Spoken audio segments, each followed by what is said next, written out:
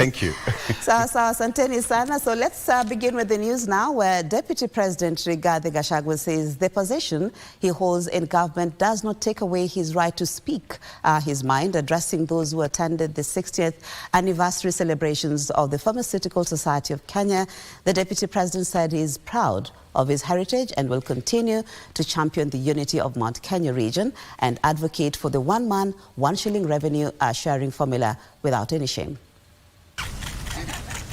Deputy President Rigathi Gachagua arrived at the White Sands Hotel in Mombasa to join over 800 pharmaceuticals mark 60 years of existence under the Pharmaceutical Society of Kenya.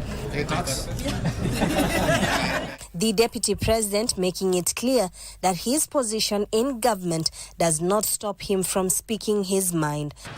Sasa wewe machovu ukirudi Kisii hata kama unaitwa president, what business do you have going to address those people there? Sio itakuwa ni majivuno na maringo. Tuache madharau. Tuache. Let's be simple people, because it's good to be simple. Chiding those calling him a villager, Gachagua elated a light moment among attendants, saying once he gets to Nairobi and after the budget, he will be retreating to the village to be with the locals, lest he is branded an outcast.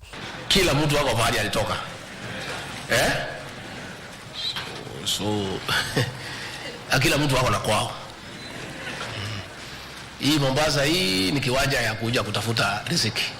Hii Nairobi tunaishi ni kiwanja ya kutafuta riziki. Lakini mwisho kabisa, si unajua bahari utarudi.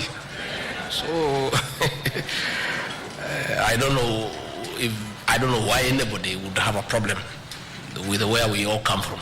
Gachagua says he will not be cowed and he is not ashamed of his ethnic background and will strive for the unity of Mount Kenya region, and he will continue championing the one-man, one-shilling revenue sharing formula. And let's not pretend that we are what we are not. And nobody should ever feel embarrassed about your origin, your identity and your language.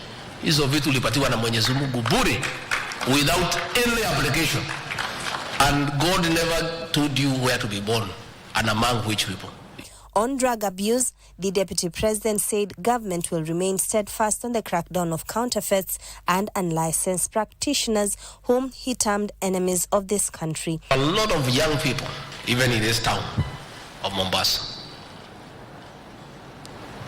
getting a lot of syrups and mixing them with other things to get a very dangerous combination that is harmful to our children. I want to call upon all those professionals who run pharmacies and chemists to live up to your oath and just do the right thing. Please don't. So far, we have done governance reforms at KEMSA. It is not operating optimally, but I know with the efforts that we are putting in place, we should be able to operate optimally. The practitioners call for the adoption of the Pharmacy Practice Bill, the countrywide rationalization of regulations of health products and technologies, as well as increased representation in government for them to have a voice. Juni Karisambele from Mombasa County. Thank you, Jenny. National Assembly Majority Leader Kimani Ichung'wah was put to task by legislators to explain why the Deputy President Rigathi Gachagua had boarded a commercial airline to Mombasa for an official function. Legislators queried the safety of the second in command, demanding to know why he had not used a military chopper. Ichung'wah, however, dismissed claims Gachagua had been denied access to the military chopper, adding that the DP had preferred to use the national airline for his travel.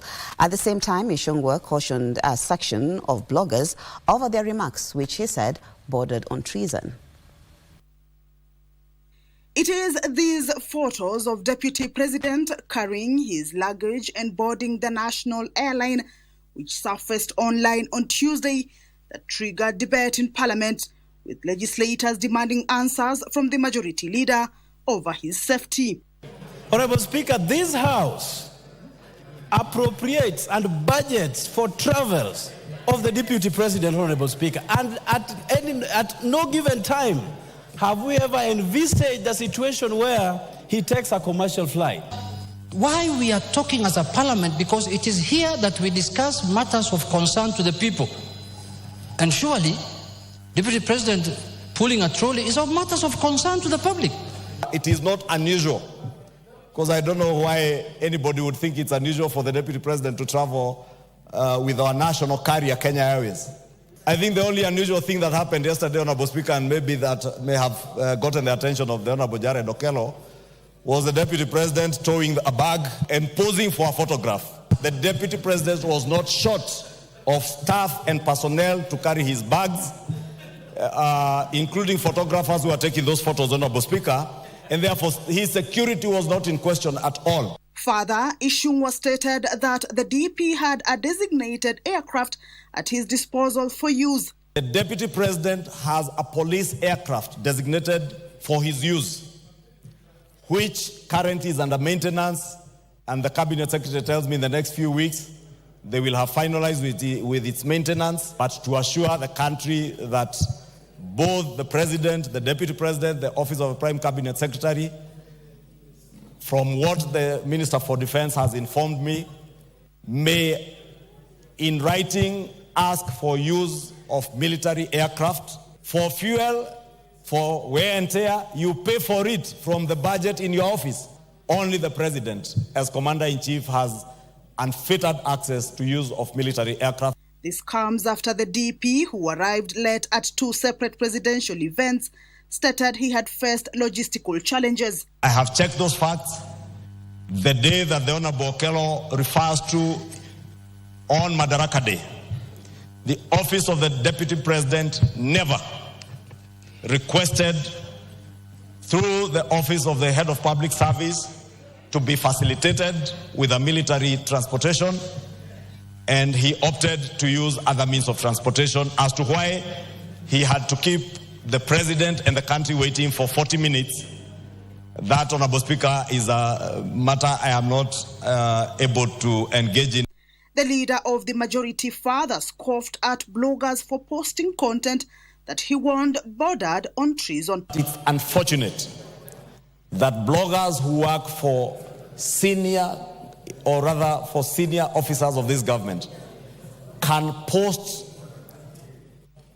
write-ups on social media, either wishing, anticipating, or praying for the occasioning of a vacancy in the office of the President, and purporting that the Deputy President is only an inch away from the presidency should anything happen to the President. Meanwhile, the report on the Finance Bill 2024 by the National Assembly Finance Committee is set to be tabled in the House for debate next week, Tuesday.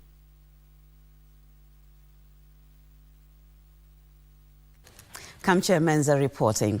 Several countries have thrown their weight behind Kenya's quest to send police officers to Haiti to restore peace in the war-torn Caribbean nation. Presenting their credential to President William Ruto at State House Nairobi, ambassadors from Tunisia, Chile, Peru, Egypt, Argentina and Jamaica committed to support Kenya in the proceed with the planned deployment, that is. The president told the envoys Kenya was committed to restoring order and tranquility in Haiti. Wednesday morning at State House Nairobi, envoys from North Africa, Latin America and from the Caribbean presented their credentials to President William Ruto. The new envoys are to represent Tunisia, Chile, Peru, Egypt, Argentina and Jamaica. The envoys were accorded military honors, the first of its kind by the Kenya Air Force led by their commander, Major General Fatma Ahmed.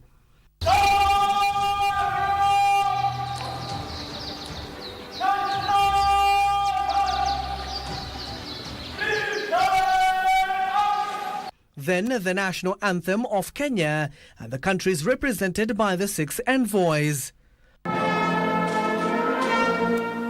One after the other, the ambassadors committed to boost ties with Kenya on trade, development and climate change.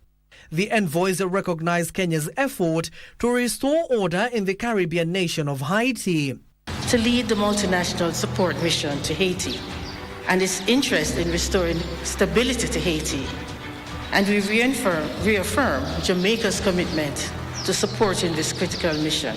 We especially want to express our recognition and gratitude to the Republic of Kenya for the leadership and commitment shown in the mission of Haiti's recovery.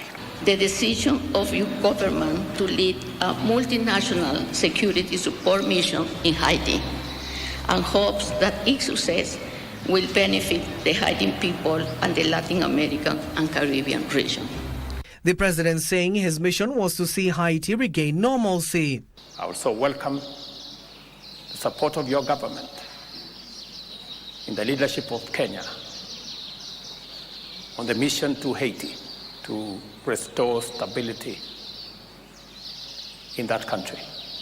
The six included Anwar Ben Youssef of Tunisia, Patricio Alberto of Chile, Argentine's Luis Alejandro Levit, Peru's Romy Sonia, Egypt's Dr. Sabit Subasic, and Jamaica's Joanne Thomas Edwards joined 16 other ambassadors and high commissioners who presented their credentials to President William Ruto in March 2024 and late last year.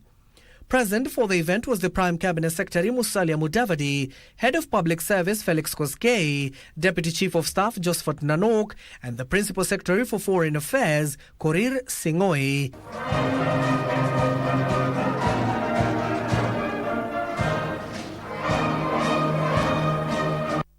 Interior Cabinet Secretary Kithure Kindiki has taken a swipe at leaders engaging in succession politics, urging them to instead focus on pushing the country's development plan.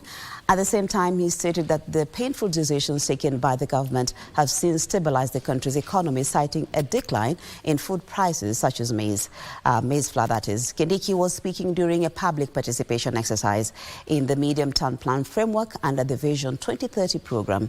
He called on stakeholders to ensure proper planning as part of plans to become an industrialized middle-income country by 2030.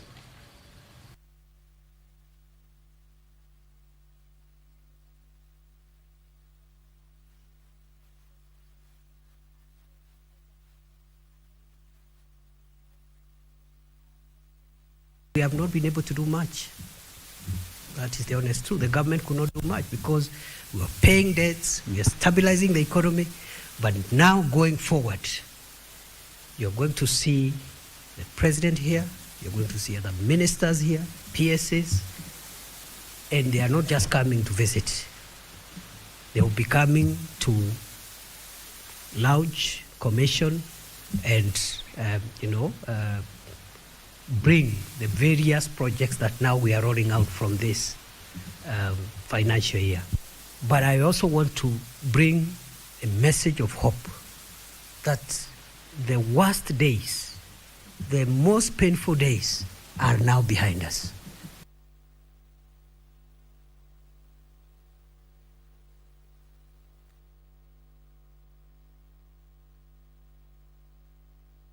With the country currently... Education Cabinet Secretary Ezekiel Machogu has challenged local universities to undertake cutting-edge research initiatives that will usher the country into the fourth industrial revolution. The CS has further urged institutions of higher learning to churn out students equipped with relevant skills necessary for them to contribute in the country's development agenda. With the country currently experiencing swift technological advancements in various sectors, the Ministry of Education is challenging universities to delve deeply into the study of the use of artificial intelligence. Where are we now in the fourth industrial revolution, where the entire world is talking about AI, robotics, which is going to be revolutionary, transformative in many ways, and we cannot be able to remain behind, and we expect the universities to take the lead in this. CS Machogu has further asked universities to provide solutions on how to boost implementation of the competence-based curriculum and the bottom-up transformation agenda. The CS was addressing over 300 delegates attending the fourth biennial conference in Nairobi. The conference, whose theme is catalyzing systematic social transformation through research and innovation, is expected to address curriculum reform, skill development, and sustainable funding models. It is therefore incumbent upon universities as leaders in knowledge creation, research and innovation to find solutions to the myriad of challenges in our society. Addressing the conference, stakeholders from public and private universities have, among others, emphasized the need for more funding towards research work in the universities and close collaboration among institutions in the area of research. And universities can promote interdisciplinary research by breaking down traditional academic silos and encouraging collaboration across different fields and disciplines. It is our humble appeal through our CS to the government to gradually increase the allocation to research until we reach the desired target. To matters taxation, where the Kenya Revenue Authority hopes to reduce the tax burden on individuals and businesses through its amnesty program, ultimately fostering a culture of tax compliance. The taxman and its media partner, the Kenya Broadcasting Corporation, staged a roadshow in Nakuru County to sensitize taxpayers in the county to take advantage of the amnesty period and update their records.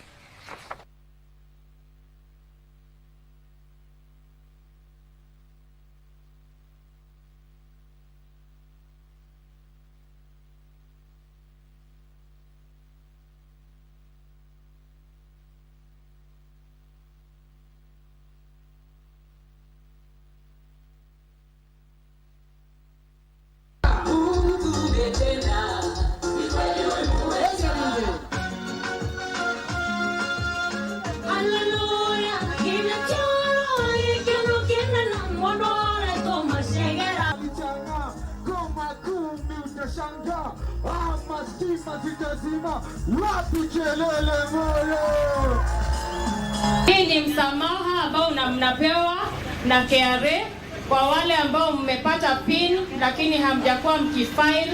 Kwa hivyo mmekuwa na penalties, mmekuwa na interest. KRA imekuja kuwasamehea. Kuanzia leo mkifile, hizo madeni zote zitasamehewa. Kwa hivyo kama uko na PIN, hata kama hauna mapato, unapaswa kufile your returns kila mwaka. Labda ulichukua PIN kwa unanunua shamba, ama ulichukua PIN umefurahia umefika 18 years, ama umechukua PIN ndio uende ukafungue bank account. Hiyo PIN hata kama wewe ni student na uko nayo, unapaswa kufile return. Remember kwamba wale ambao hawezi kutufikia unaweza kujisajili kwa www.ajira.go.ke. Ukifika pale, teremka pale studio mashinani, book a session for free and we'll do for you free production, imagine.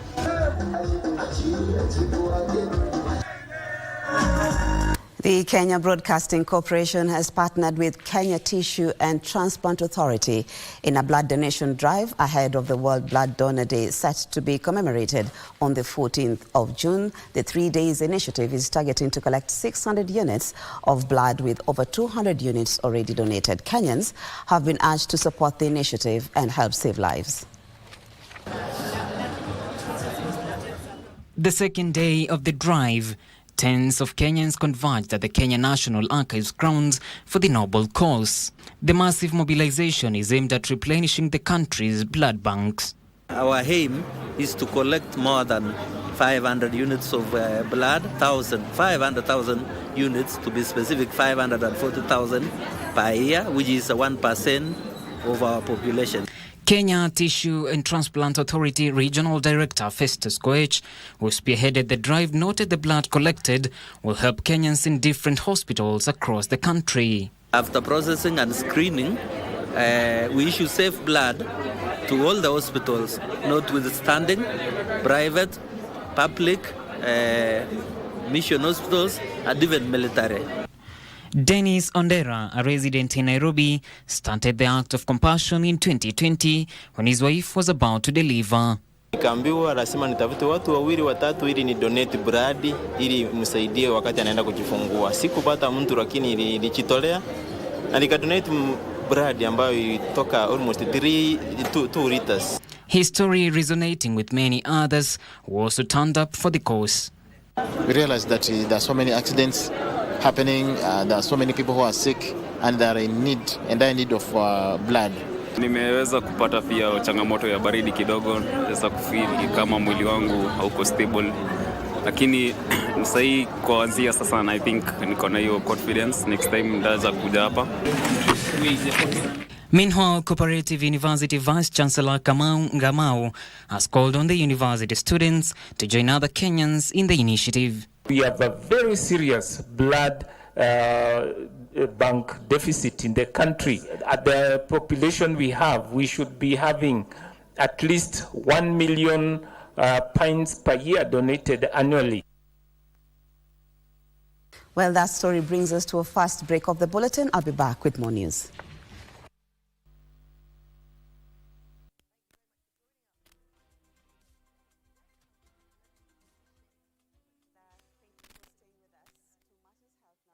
Professionals have been urged to uphold professional standards in handling patients. This was the message during the launch of the Kenya Health Professions Oversight Authority 2023-24 to 2027-28 strategic plan. Principal Secretary, State Department for Public Health and Professional Standards, that is Mary Muriuki, presiding over the event, called on the health professionals to uphold integrity and professionalism in discharging their duties, as well as support rollout of community health promoters in line with the government's shift to preventive care. Additionally, she pledged to lobby for a public health day in the health calendar to educate Kenyans on observing good hygiene for the public good. Now, we have a request from the media that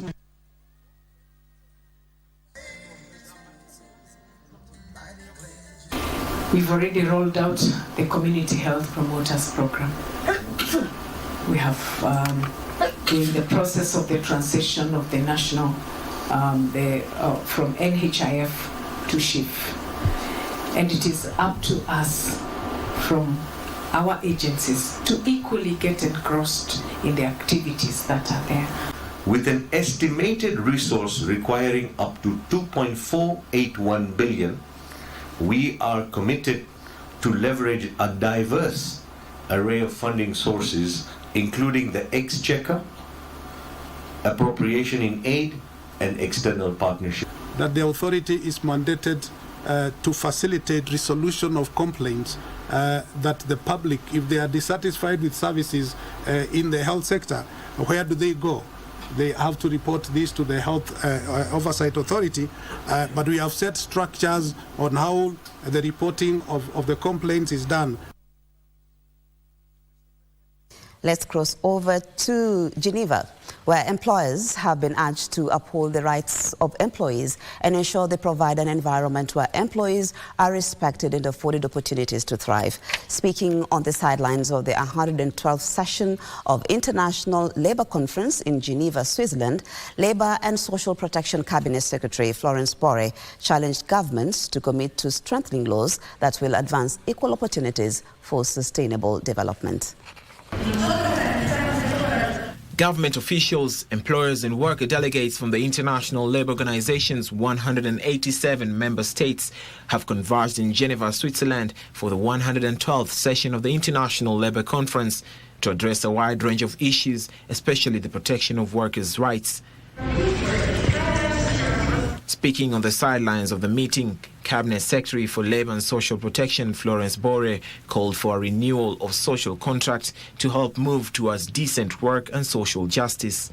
We are here just to ensure that we know what Kenyan workers should be able to have and what are we going to engage in going forward. Ours as a ministry is to ensure that we get solutions. We have problems that we have had, especially during the floods, where Kenyans have lost lives, Kenyans have lost property, Kenyans have lost shelter, and we want to look for ways on how to engage them and ensure that they get social justice. Bore also held bilateral talks with several countries, including China, India, Kazakhstan, Kuwait, to further talks on labour migration to create job opportunities for the Kenyan unemployed youth. And as Kenya, our focus is on the world of work, is generally to ensure Kenyans are able to get work within Kenya and outside Kenya. The agenda for this year's International Labour Conference includes a standard-setting discussion on protection against biological hazards, a general discussion on decent work and the care economy, and a recurring discussion on the strategic objective of fundamental principles and rights at work. The meeting began on 3rd of June and ends on Friday, the 14th of June 2024.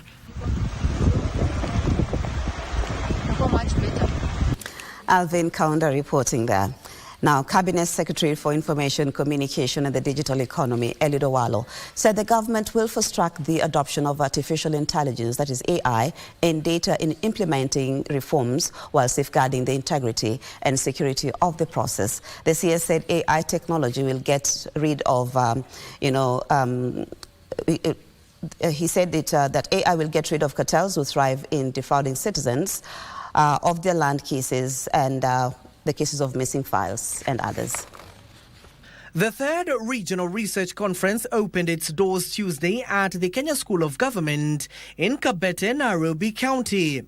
This year's theme is Data, Innovation and Technology for Land Governance. Who also, in overseeing matters of digitization across all sectors, is also helping us have ideas on how we benchmark. What challenges have there been in digitization in other sectors? And now we are creating a huge database and we want to work with the partnership with the National Land Commission so that we have the technical expertise and also the social expertise. So as a university, we are hands-on and we also work in the communities. Cabinet Secretary for Information, Communication and Digital Economy, Eliud Owalo, said the government will continue to redouble its efforts to fast-track the adoption of artificial intelligence in land reforms. There is a wide array of opportunities for partnership between the Ministry of ICT and the Ministry of Lands on one hand and the National Land Commission on the other. And we need to work together. In fact, failure is not an option. Experts in the conference will identify and discuss policy recommendations and best practices that can contribute to the improvement of land governance, sustainable land use, and the recognition of land rights. There are cartels, there are fraudsters, there are many people, both out and inside, who are not happy with transparency through digitization. But that will be a thing of the past. Work with us in partnership so that in the process you ensure that we get customized training for all those involved in all aspects of land management.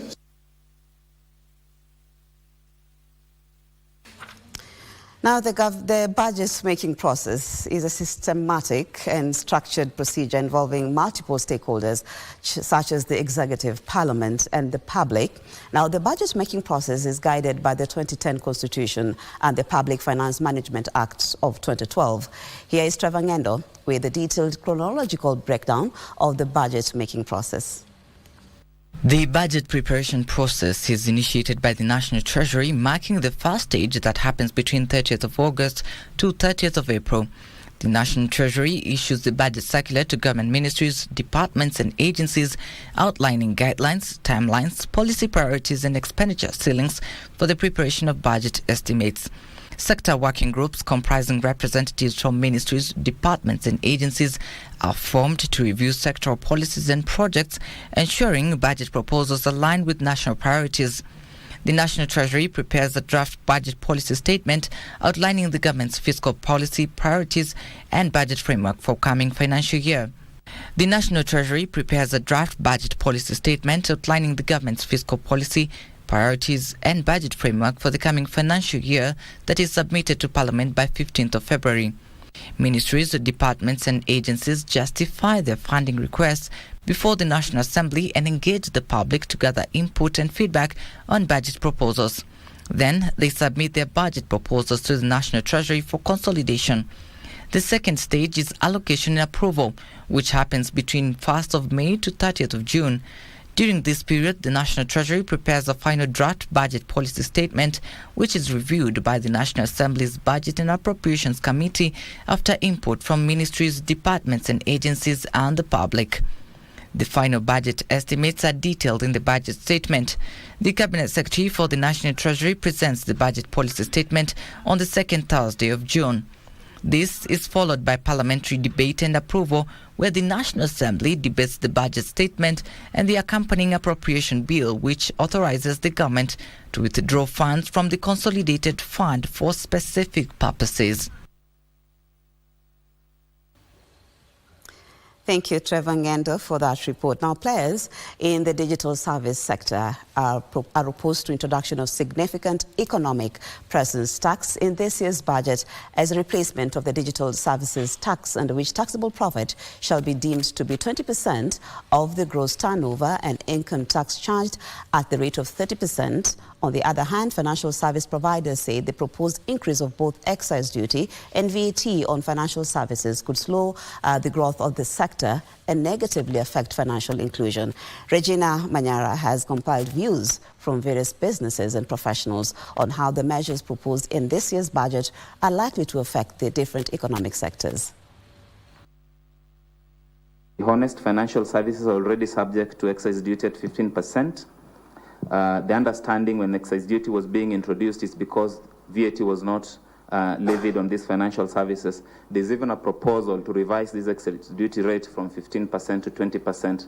So levying additional 16% on them will basically take the transactional taxes on financial services to give or take 39%. Our digital services tax, which is currently at 1.5%, but the way the bill is framed, in a lot of words, is to increase the rate from 1.5% to actually 6%. That's what we're trying to do.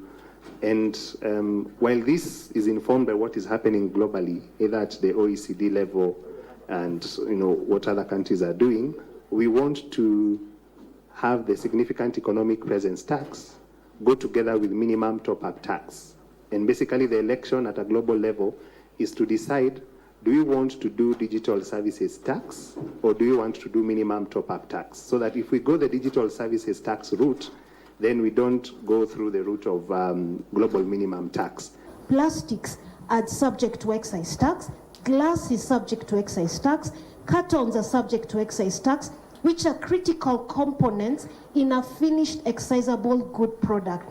We are saying that the credit be extended both to raw materials and also to packaging materials. A number of investors have already put in their money for construction of these houses on the understanding that the tax that they are to pay is 15%, and therefore repealing this particular preferential tax rate then creates a problem.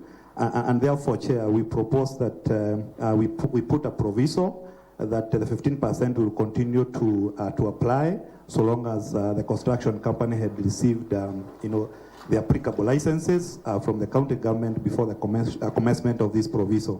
Harmonize the due date of the payment of withholding taxes to 20th. I know we had put it on to 10th, but further consultations, we are saying anything withholding, we should harmonize it to 20th.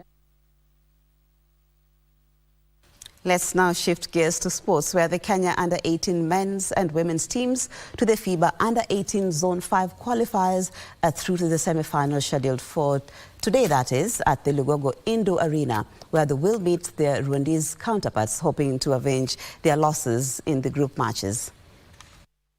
The Kenya Under-18 men's basketball team lost their opening match to Rwanda by 52-81 baskets before they recovered to beat Tanzania 95-81. They, however, lost their third match to Uganda, who beat them 86-58. The women's team, on the other hand, won their opening match against Tanzania, whom they beat 57-47, but lost their next games to Uganda, who beat them 97-47, and Rwanda, who beat them 56-47. They're down by 3 points. Very good ball movement.